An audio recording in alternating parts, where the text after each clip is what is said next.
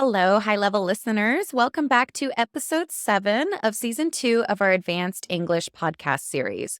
Today we'll be talking about books. So, if you'd like to be able to answer some common questions about books, like have you read any good books lately?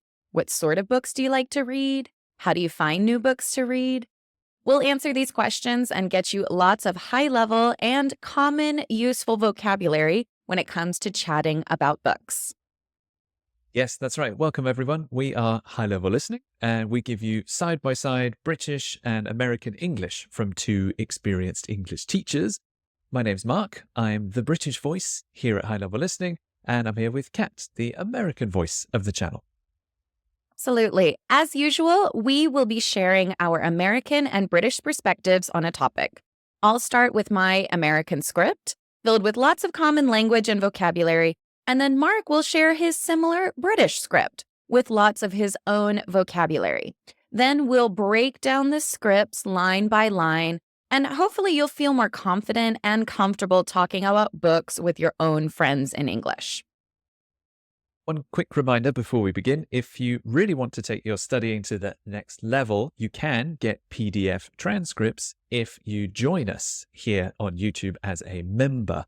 If you click the membership or join button below, you can become a high-level listener, and then you can download PDF transcripts of this episode and every single other episode we've done. Members also get exclusive little discounts on Season 1 study packs and other materials that we offer as well. So let's jump into our book discussion. I will ask Kat the main questions first. How often do you read? And what was the last book you read? Honest, I don't read as often as I used to. Sometimes I pick a book back up again after a few months, but it's becoming less and less often. I tend to go for thrillers or fantasy books, and I've got one of those Amazon Kindles. It's an e-reader. I picked that up years and years ago for a trip, and I can't really remember the last time I bought a real book. When I want a new book, I check out some of my latest recommendations and see if there's anything with really good reviews or if one of my favorite authors has a new book out. The last book I read was kind of intense.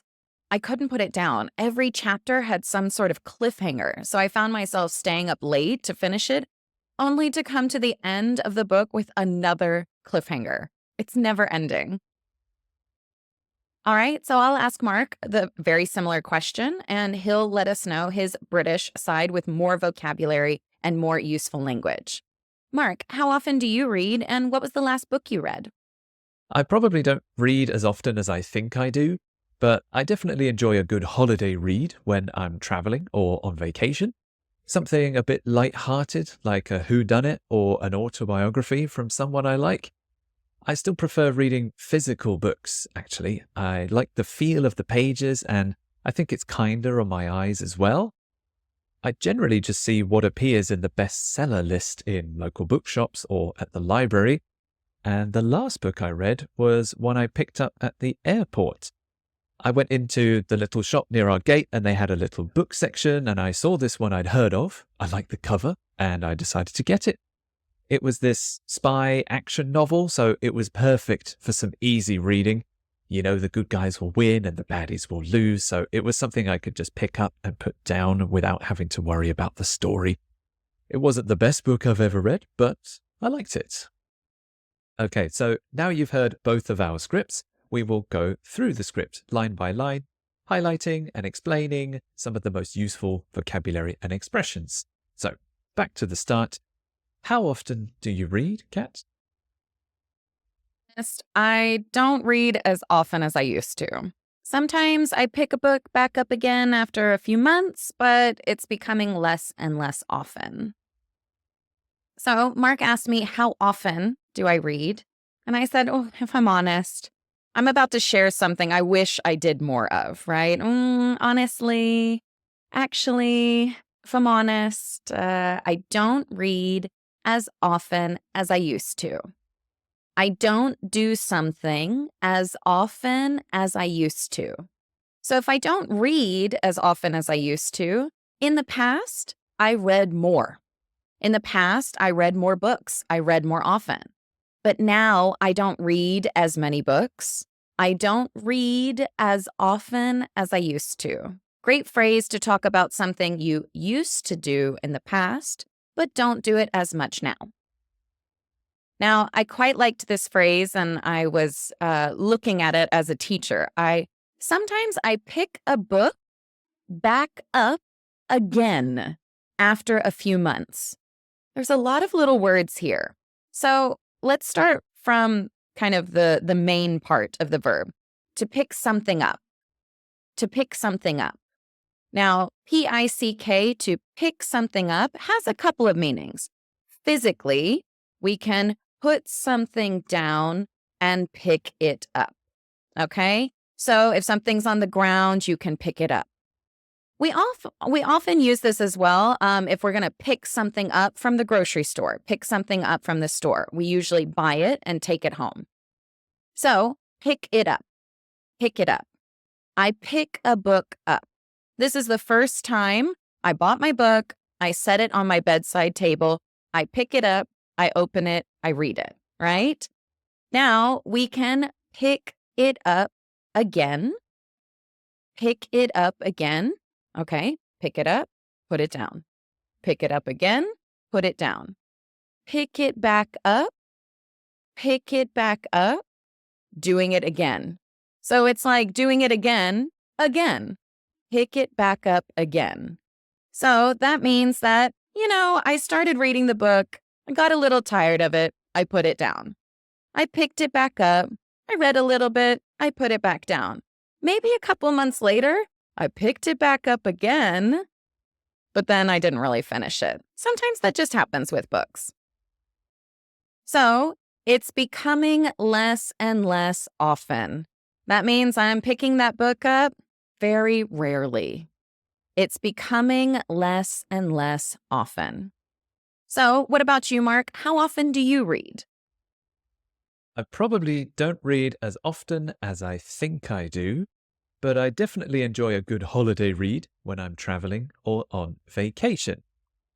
So, similar to Kat, I used as often as. I said I probably don't read as often as I think I do. So, if you ask me, how many books do you read a year?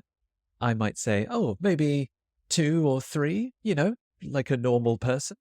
But if I think about it, in reality, it's probably just 1. So I don't read as often as I think I do. I think I read 2 or 3 books. I probably don't read as often as that. However, I definitely enjoy a good holiday read. A holiday read, this is a noun, a read. A read is a book or a story. So you can say it's a good read or it is an interesting read. That book was a very interesting read. I enjoy a good holiday read. So these are books that are not too serious or intense. They are not history books. History book is not a good holiday read. A horror novel, maybe not a holiday read, or a textbook with grammar. It's a book that you want to read on the beach, or a holiday read is a book you want to read by the pool. It helps you relax, it helps you unwind. So these are nice, easy stories. They're not challenging, they're not difficult, they don't make you think about your life too deeply.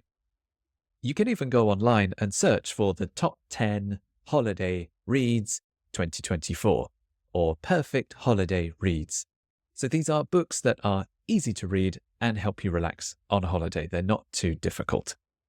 So I probably don't read as often as I think I do, but I definitely enjoy a good holiday read when I'm traveling or on vacation. So, what about you, Kat? What kind of books do you like to read? I tend to go for thrillers or fantasy books. I tend to go for thrillers or fantasy books. So this phrase, I tend to go for, tend to do something is I usually do this. Okay, so if I tend to do this, I usually do it.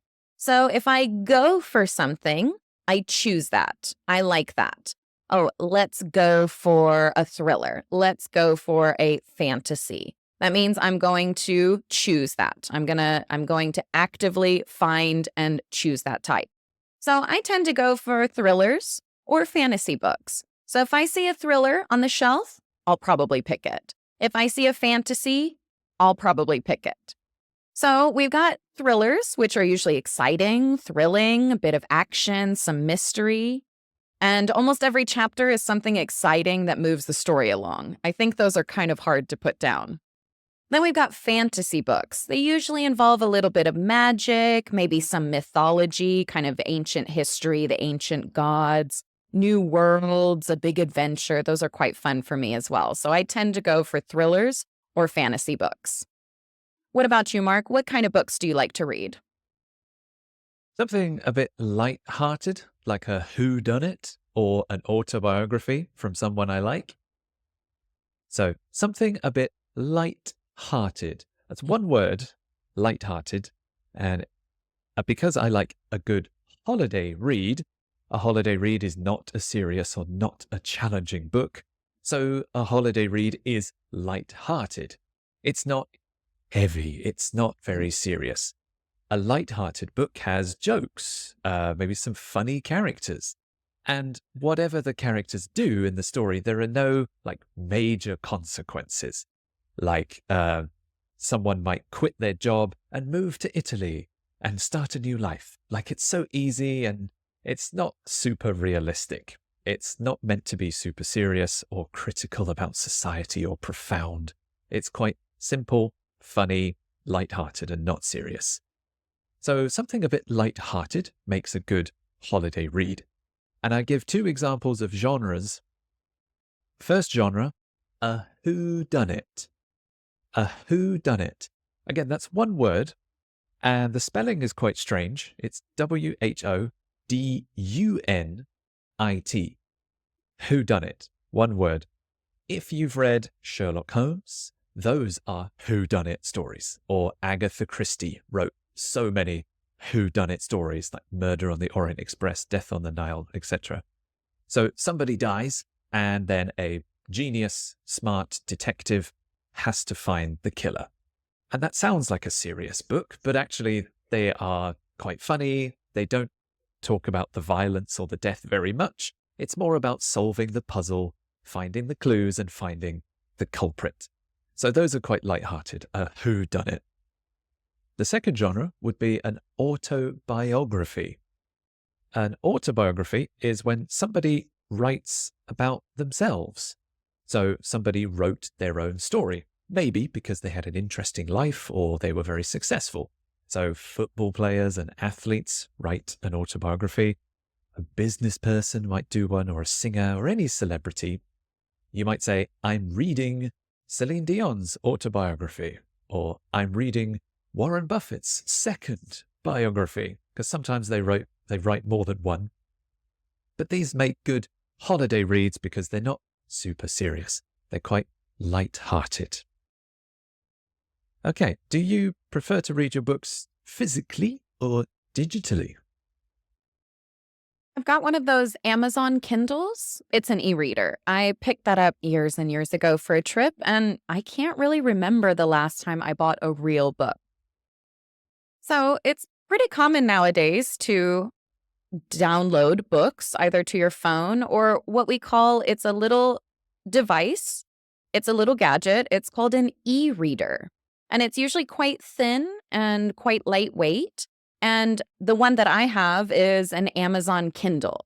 So Amazon produced these. It's called a Kindle. But the big kind of topic, any brand that they can make it is an e-reader, an e-reader. So I picked that up. We often talk about picking up books, because we pick them up to read it, but then we also pick them up to look at them and buy them. So we keep that phrasal verb. I picked up that e-reader years and years ago for a trip, and I can't really remember the last time I bought a real book. There are lots of people out there who prefer a physical book. The paper, the the cover, maybe even a hardbound cover, instead of something digital. So, of course, I would say I can't remember the last time I bought a real book. I mean, a physical book, one with paper, one that you open up that you can, smell the inside of. Because some people see e-readers, they don't see them as real books. So they want something with paper that they can hold in their hands. So I usually get mine digitally. Let's ask Mark. Do you get your books physically or digitally? I still prefer reading physical books, actually. I like the feel of the pages, and I think it's kinda on my eyes as well. So yes, like Kat said, there are two types of book, digital books and then real books. Another word is physical books. I was talking to a friend once, and we were talking about a book, and he said, "Is it a book, or is it like a book book?" And a book is a physical book that weighs something and you can pick up and put on a shelf. So I prefer books as well, physical books. We've talked about one word several times before, and I'm using it again. I still prefer reading physical books, actually. In this context, actually means honestly. In my opinion, honestly, I prefer physical books. That might surprise the person I'm talking to or be different from common opinion. You might say, I don't like the Harry Potter books, actually. Or I love James Bond books, actually. So when I'm being honest, you can use actually there as well. The reasons I like physical books is because I like the feel of the pages. You turn the page and you feel the paper between your fingers. Sometimes it's quite smooth and it's satisfying to turn the page. Also, you see your progress. At the start, the second half is really thick, and then you get through the story. The beginning is really thick, and you've only got a few pages left. I also think it's kinder on my eyes. So the book is kind on my eyes. That means when I read it, it doesn't strain my eyes, or it doesn't cause my eyes any problems. A screen or an e-reader or a Kindle might have pixels, or it could be quite bright, and if you look at that for a long time, it could hurt your eyes. But I think a page is darker, a page is clearer, and so it is kinder on my eyes.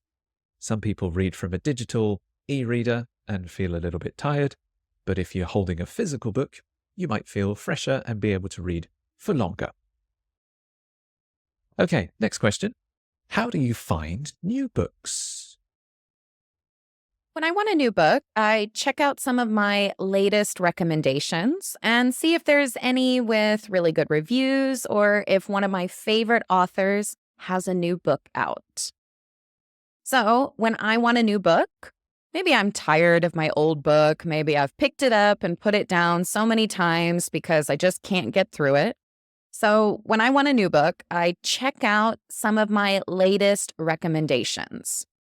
Now, when I say my latest recommendations, I usually mean that Amazon is telling me, okay? Because when I pick up my Kindle, when I pick up my e-reader, I want to find a new book.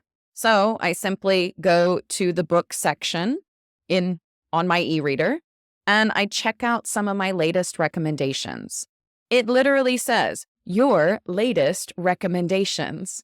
So they look at all the books that I've purchased, all the books that I've read, and they give me some book ideas, okay? So I check them out.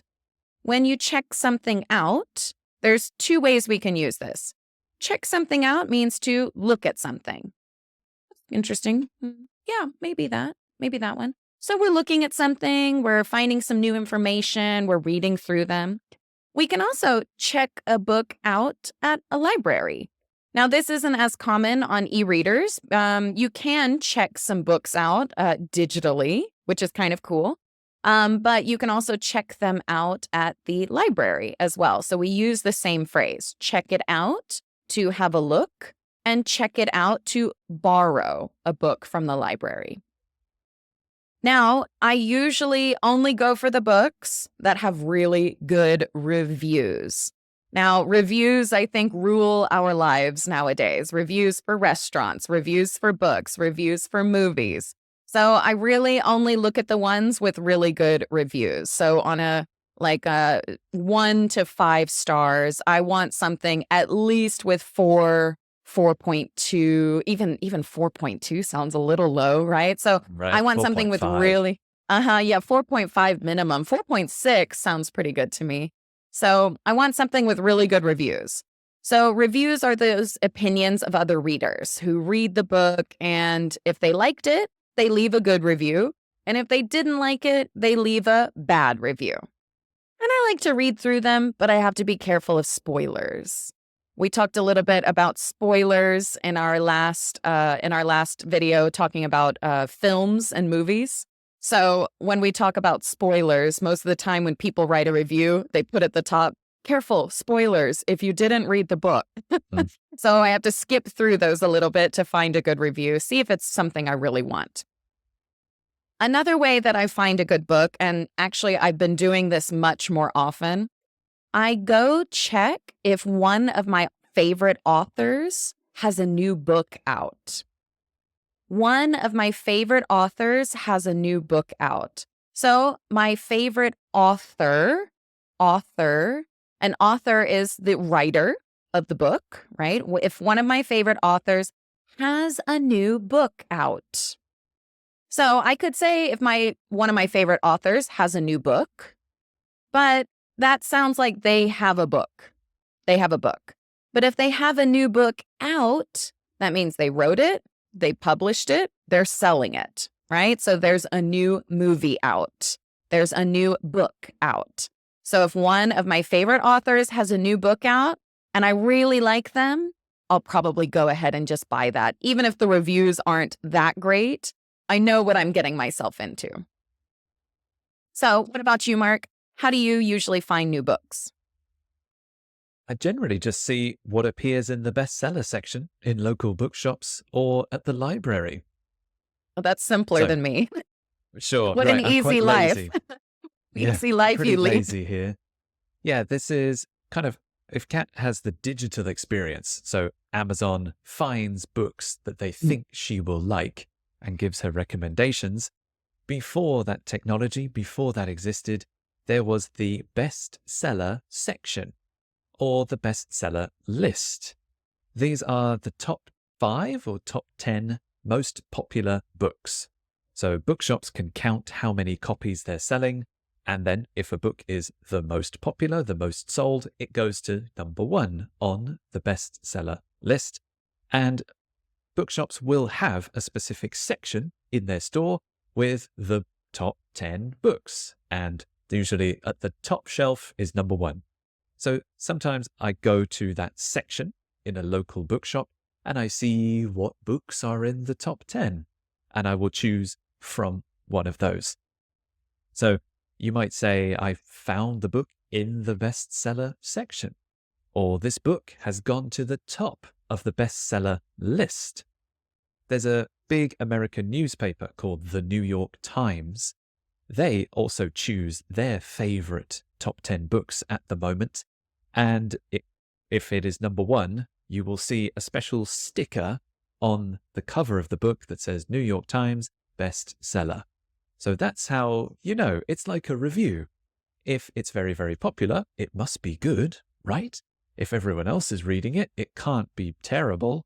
So yeah, I can trust that this will be a pretty good book. This helps guide my decision. A bestseller.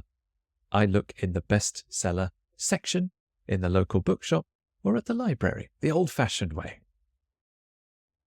Okay, so Kat, what was the last book you read? The last book I read was kind of intense. I couldn't put it down. Every chapter had some sort of cliffhanger, so I found myself staying up late to finish it, only to come to the end with, you guessed it, another cliffhanger. It's never ending. It's never ending. I do like the thrillers. I do like these fantasy novels. I just can't. every chapter is a cliffhanger. I have to keep going. And so it's not as easygoing as your holiday read, for sure. It's not as easygoing because I can't just put it down and then pick it back up again. I really need to stay consistent and read through the end. So my book was a bit intense. All right. So the last book I read was kind of intense, a little intense. Yeah, it was kind of intense. Intense is very serious, probably thrilling, maybe a little scary. You're just kind of, what's next? What's next? What's happening next? Oh, it's very intense. You're not sure what's going to happen next. I like this phrase, I couldn't put it down. I couldn't put it down. Remember, we've been talking about picking it up, putting it down, picking it up again, putting it down again, picking it back up again, putting it back down again. I couldn't put it down. So I couldn't put it down. It's very common when a book is so good, you can't stop yourself from reading it. Then every chapter had some sort of cliffhanger. Now, the chapters are the sections of the book, okay? Sometimes we have parts, part 1, part 2. Part 1 has 10 chapters, part 2 has 10 chapters. These are the sections of the book. Every chapter seemed to have some sort of cliffhanger. A cliffhanger is very common in books, very common in episodes, very common in TV shows and in movies. A cliffhanger is when you don't know what's going to happen. Literally, a cliffhanger is where someone would be hanging on the edge of the cliff.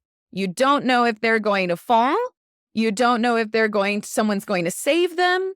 You're not sure at all. It's a cliffhanger. So this is a word that we use to describe that we don't have a closed, happy ending. We don't get to know the ending because there's a cliffhanger.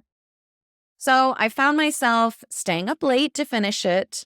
And when I came to the very end of the book, those last few pages, here it is. Here's the final bit. Nope. Another cliffhanger. It's just never ending.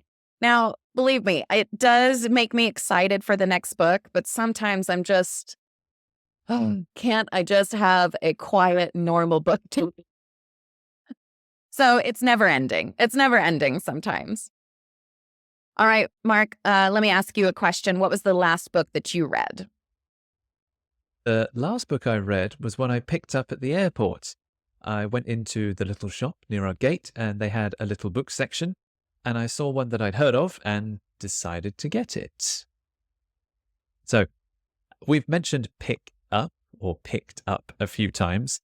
I said the last book I read was one I picked up at the airport. So in this case, I went to a little shop and I bought it. I picked up a new book.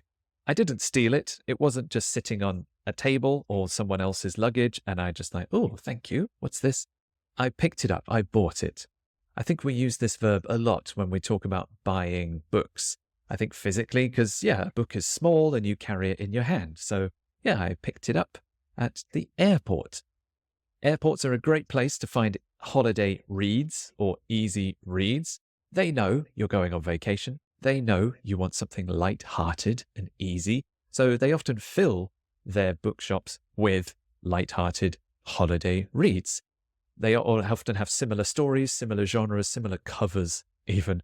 So I went into this little book section. I saw one that I had heard of. So this is the past perfect because I heard of the book before I saw it. I heard of this book a few days ago. I went to the airport and I saw it. So that is a book I had heard of. I saw one book I'd heard of and decided to get it. Maybe the cover looked interesting, it was bright or colorful, or maybe the title of the book had an exciting name. So I decided to get it. Now, I know that you went ahead and picked up your book, so I want to ask you, how did you like the book? It was perfect for some easy reading. You know, the good guys will win and the baddies will lose, so it was something I could just pick up and put down without having to worry about the story. It wasn't the best book I've ever read, but I liked it. So, To continue on the same theme of relaxing on vacation with a book, a good holiday read, and this one, it was perfect for some easy reading. Easy reading, again, is light-hearted. It's not a serious story. The subject is not challenging or profound. It won't make me think, and I don't want to think because I'm on holiday. So it's perfect for some easy reading. One reason it's not very challenging is because the story is quite predictable. You know the good guys will win and the baddies will lose.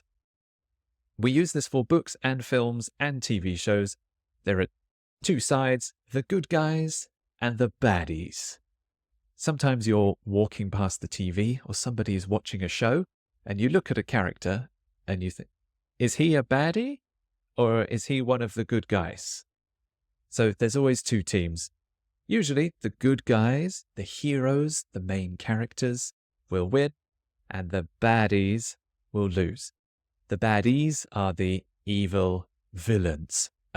Scar from The Lion King, he's a baddie. Voldemort, he's a baddie. Darth Vader, he's a big baddie as well.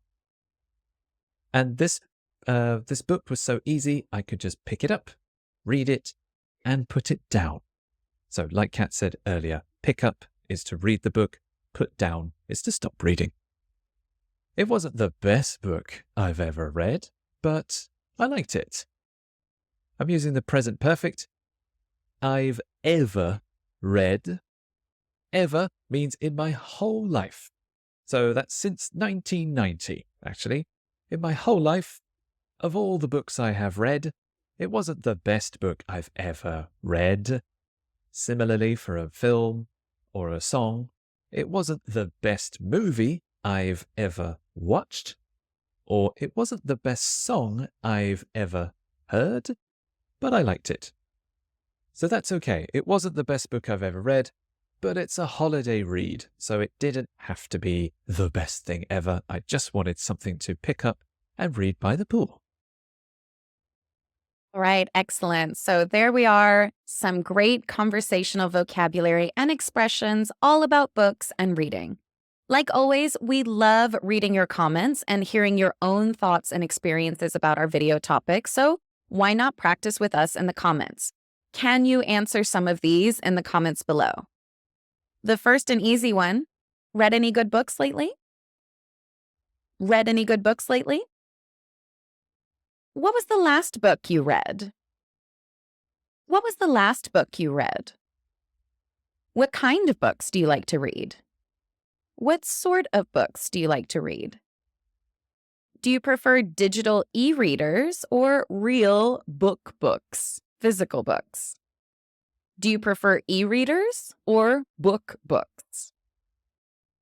Yes, we'd love to hear your comments. We do read and reply to every single one we get here on our channel, so yeah, get in touch. And don't forget, like always, you can get the PDF transcript of this episode with every single sentence and explanation as a downloadable file. You can take that offline and you can study that at your own pace. Just join us with the membership button and you can become a high-level listener. Thank you so much, everyone, and we will see you again very soon for another advanced vocabulary episode. See you next time. Bye, everybody. Bye-bye.